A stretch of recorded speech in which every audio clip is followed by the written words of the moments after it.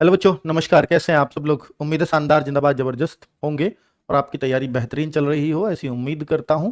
और बच्चों, रेलवे के टेस्ट में एक बहुत बड़ी समस्या देखी गई है बच्चों पे, टाइम का मैनेजमेंट नहीं हो पा रहा। और टाइम का मैनेजमेंट कैसे हो, इसके लिए आरडब्ल्यू ने एक चीज चलाई थी जिसको हर टॉपर बच्चे ने फॉलो किया। अब तक जितने भी टॉपर्स आरडब्ल्यू से निकले हैं, हर एक बच्चे ने इसका फायदा उठाया। मुझे उम्मीद है कि आप भी जरूर फायदा उठाएंगे। इस वीडियो के बाद वो जो खुशी की लहर है वो हर बच्चे में दौड़ जानी चाहिए। रेलवे के हर एग्जाम का तोड़ लेकर के आया हूं। अगर आपका समय कम पड़ रहा है तो उसका एक ही तरीका है, mini mock test.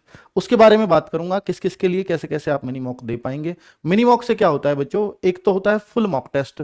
Full mock test आपको दे दिया जाता है कि भैया 90 मिनट्स में ये क्वेश्चंस कीजिए या 1 घंटे में इतने क्वेश्चंस कीजिए। अब उसमें होता क्या है, बच्चा किसी का टाइम किसी में खिपा देता है और बाद में पता चलता है टाइम खत्म हो गया, इसके 10 क्वेश्चन पढ़े ही नहीं।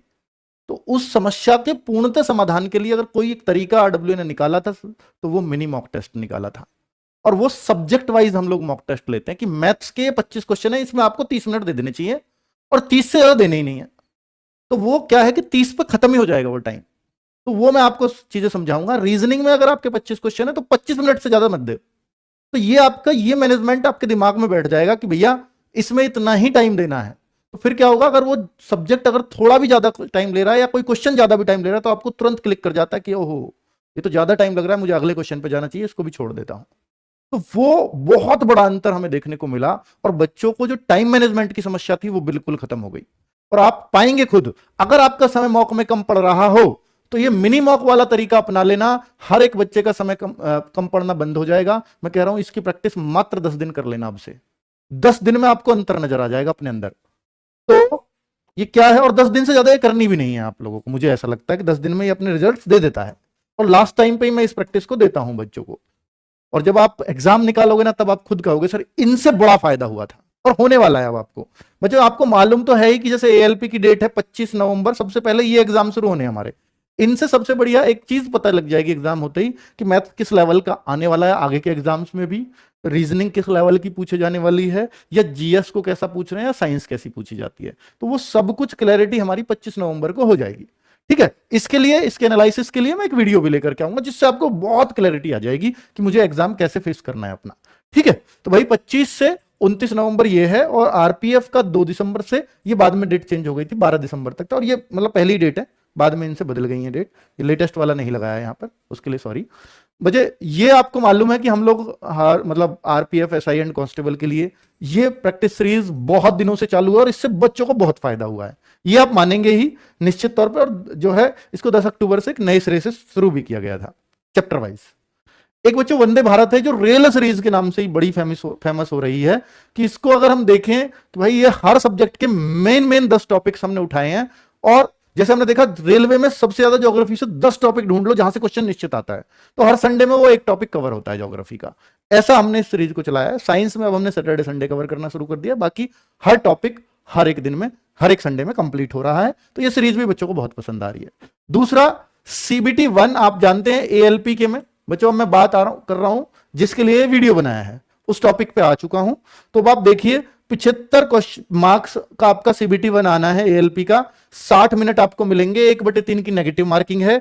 ये 60 मिनट बच्चे, इस बात को ध्यान से सुनना मेरी, अगर पेपर 1.5 घंटे का होता है या 2 घंटे का होता है, उसमें सबसे बढ़िया बात यह है कि अगर हम एक सब्जेक्ट का टाइम मिस मैनेज भी कर गए तो हम संभल जाते हैं, क्योंकि अभी हमारे पास लंबी रेस है।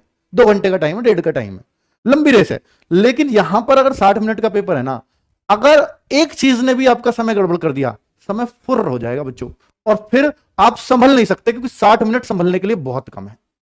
तो फिर इसके लिए क्या इंतजाम है कि हम घर से ही उतनी अच्छी प्रैक्टिस करके चले जाएं कि हमें गड़बड़ होने के चांस हमारे बहुत कम हो जाएं। उसी के लिए वीडियो बना रहा हूं बच्चों। 15 गुना बच्चे तो पास किए जाएंगे, ये तो आपको मालूम है कि जितनी भी वैकेंसी है उसके 15 गुना बच्चों को ये पास करेंगे, ये अच्छी बात है। सीबीटी 1 क्वालिफाइंग नेचर का है, इसके मार्क्स नहीं जुड़ते हैं, बस आपका नाम मेरिट में आ गया, इसका काम खत्म हो गया सीबीटी 1 का। सीबीटी 2 में अगर आप बैठे हैं तो सीबीटी 1 के मार्क्स का कोई अंतर नहीं माना जाता है कि किसके कितने हैं। जीके और जीएस यहां 10 क्वेश्चन आते हैं, साइंस के 20 आते हैं, मैथ्स के भी 20 आते हैं, रीजनिंग के 25 आते हैं। सबसे बड़ी बात है कि जो मैथ्स और रीजनिंग है ना, ये 45 क्वेश्चन होते हैं। कितने? दोनों मिला के 45। अगर सबसे ज्यादा कहीं समय लगेगा, हमारा समय खर्च होगा, अगर कोई समय खराब करेगा तो वो 2 सब्जेक्ट ही हैं, क्योंकि 45 क्वेश्चन ये अपने आप में इतनी चीज है कि ये 1 घंटा आपका बर्बाद कर सकते हैं, और 1 घंटे में हो सकता है यही 2 ना हो आपसे। ऐसे भी चांसेस हो जाते हैं। तो फिर इन पर आप पहुंचे ही नहीं, तो आपका ये समझ लीजिए सीबीटी 1 का बेड़ा गर्क हो चुका है। अगर आप 10 क्वेश्चन पे भी नहीं पहुंचते हैं, लास्ट के 10 क्वेश्चन, 75 क्वेश्चन मान लीजिए, 75 में से आपके लिए पेपर ही 65 का रह गया, तो फिर तो निश्चित तौर पे आपका नहीं होना, क्योंकि एक बच्चे के लिए 75 का पेपर है, एक के लिए 65 का, तो 65 में से वो बहुत अच्छा भी करेगा तो 55 ले आएगा, लेकिन 75 वाला खराब भी कर देगा तो भी 60 ले आएगा। तो ये एक बड़ा अंतर आ जाता है। तो इसलिए क्वेश्चंस पे अगर नहीं पहुंचोगे तो इससे बड़ा नुकसान कुछ नहीं है। सबसे बड़ी जीत यही है कि मैंने पेपर को टाइम पर पूरे पे घूम गया, टाइम रहते, तो इससे बड़ी सफलता मिलती है, और फिर निश्चित तौर पर कि उसके सिलेक्शन के चांस भी ज्यादा बढ़ जाते हैं उस बच्चे के। तो टाइम मैनेजमेंट बहुत इंपॉर्टेंट हो जाएगा अगर पेपर 1 ही घंटे का है तो। साइंस के 20 क्वेश्चन, अगर इसमें 1-2 न्यूमेरिकल आ गया तो आपका पूरा मिसमैनेजमेंट कर सकता है। हालांकि अगर न्यूमेरिकल की प्रैक्टिस नहीं की है तो मेरी आपको सलाह है फिर मत छेड़ना, या आप प्रैक्टिस करके गए हो तो समय रहते करना, ठीक है। अब आपको यह रहता होगा कि सर सबसे पहले क्या करें, एएलपी वाले बच्चों को यह भी एक डाउट रहेगा, और 60 मिनट के पेपर में डिपेंड करेगा कि भाई हाँ पहले मुझे क्या करना